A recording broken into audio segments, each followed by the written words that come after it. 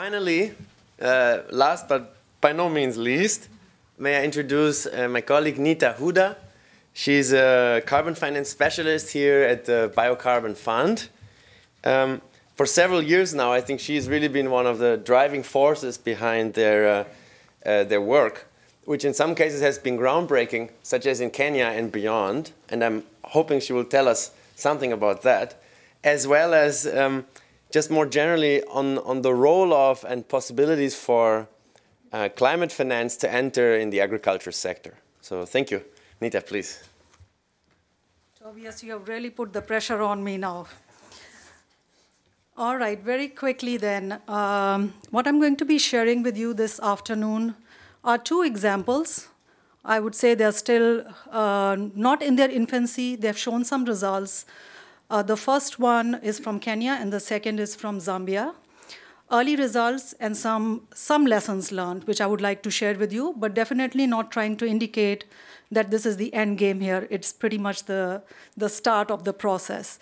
And I do want to acknowledge a few people in the room here for the first project, which is for the Kenya Sustainable Agriculture Land Management Project. We started in 2009 when we sort of conceptualized this idea at a time when there was very little confidence on whether you can actually sequester carbon in the soils. And I can see Chuck smiling because we spent hours and hours in discussions with several soil scientists from around the world trying to say, we cannot go out there in the field and start measuring carbon in the soil. We need simpler technologies and simpler methods. So very quickly, what we have is an NGO, Via Agroforestry, a Swedish NGO, which is based in Kenya. The project was working in two areas in Nyanza and western provinces of Kenya.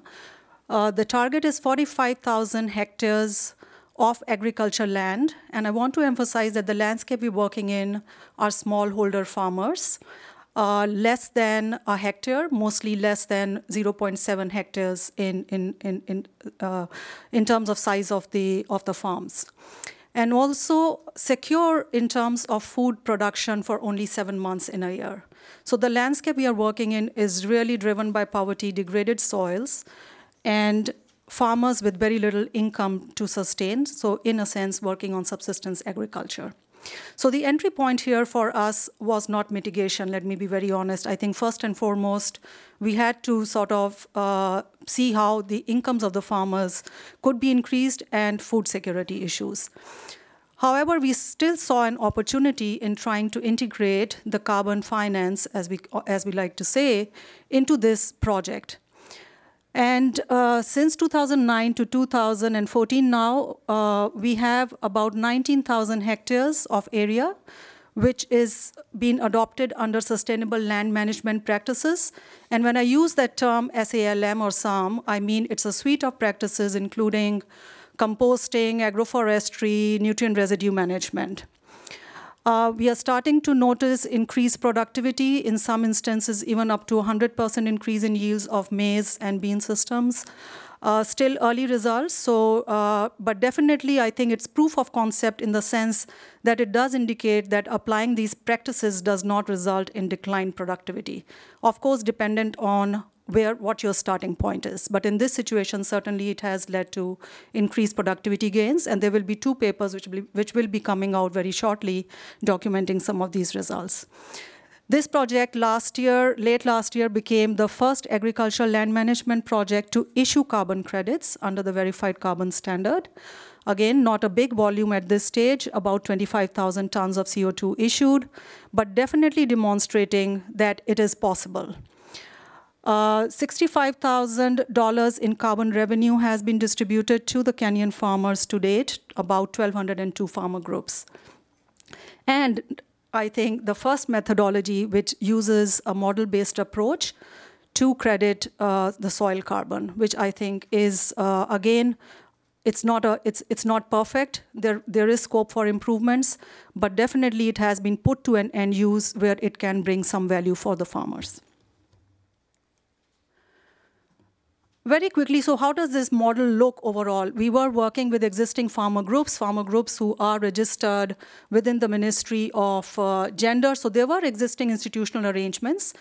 And the mandate of the VI Agroforestry, the NGO that we worked with, is essentially extension. So the extension on the technologies for SALM are sort of embedded in the broader mandate of extension. And this NGO works on farm enterprise development. It works on village savings and loan associations. And I think that was, I would say that was a positive starting point for us, because aggregating smallholder farmers itself can take a lot of time. And as we try to extend this project to the full 45,000 hectares, I think that still remains a challenge on how to bring these farmer groups together. The extension and training is driven partly by the staff of the VI Agroforestry, but largely by lead farmers themselves.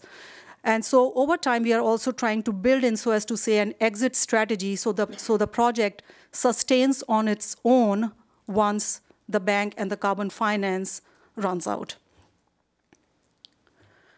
So this is what the model sort of looks like. I won't go into too much detail, but as you can see, the centerpiece is the advisory services. That was the key barrier for VI Agroforestry. And one of the questions we asked when we started the project was, you're doing this great work, you talk to farmers, why the adoption rate is still very low? And as it turns out, I mean, it was a barrier in terms of reaching out to farmers at scale and enabling the transfer of technology, the trainings, et cetera.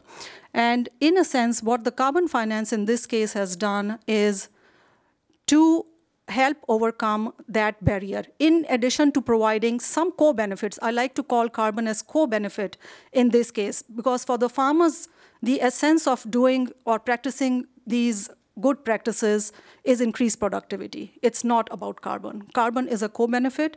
It does add to the income stream. But what it has helped is to give some additional source of revenue to the NGO to enable that extension and outreach.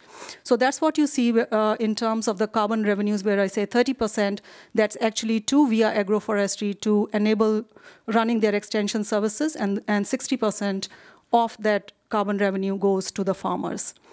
The second piece I want to touch upon is the monitoring and evaluation, which you see in the left-hand corner.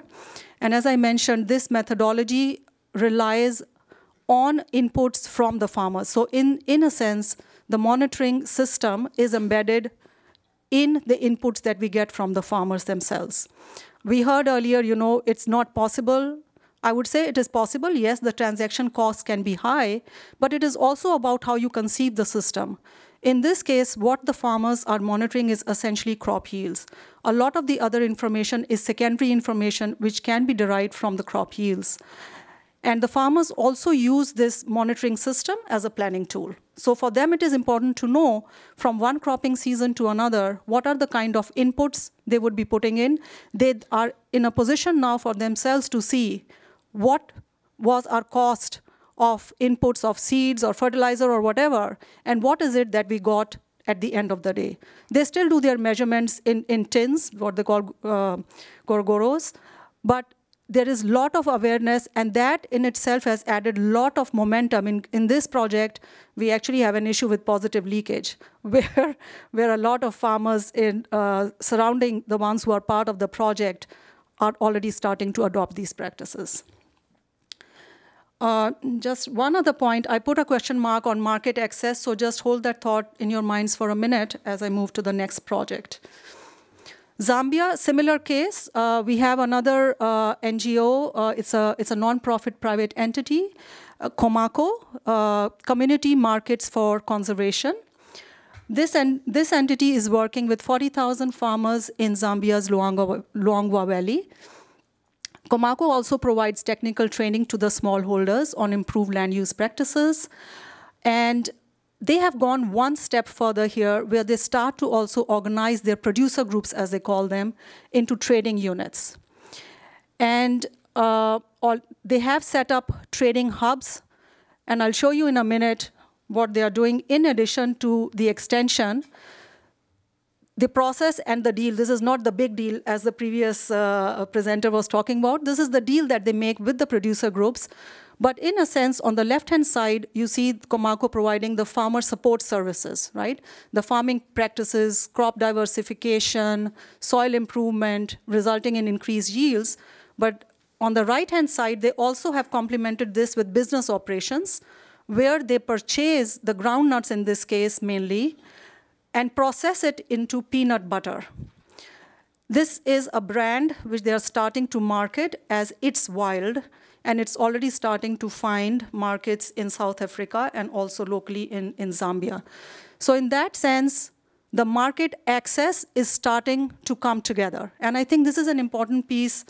More generally speaking, we cannot stop at production. If we really want to pull out and work with smallholder farmers, I think the business operations are very important, where the commodities that they produce actually find value addition, and the profits from those can then be plowed back either as conservation incentives or dividends. So one would ask, where does carbon fit in? Carbon would be an additional revenue stream in this conservation dividend. That's how this model is working. Of course, this is, as I said, it's not the end game, but certainly trying to prove that there are avenues where these models can become viable on their own over time. So this is just a visual of some of the products that they make. They also market honey, so that's sort of a side activity that they do with the farmers. It's also branded as It's Wild. So the logo really is building a producer-consumer relationship around a conservation promise. Okay, I thought I had a couple more slides, but maybe not. So very quickly, I think this relationship is very important, and I'll just say a few words on what's next. I work with the Forest Carbon Partnership Facility and also with the Biocarbon Fund. We just finished meetings last week where we are already thinking of scaling up some of these initiatives at a jurisdictional level. I think, Jeff, you referred to Ghana, where we intend to work in a mosaic landscape in the high forest zone in Ghana on cocoa as a tradable commodity and making sustainable value chains. We also have other geographies now in Ethiopia, potentially Zambia.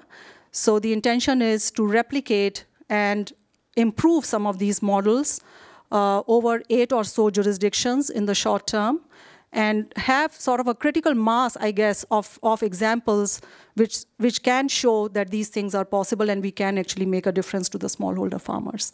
So thank you very much.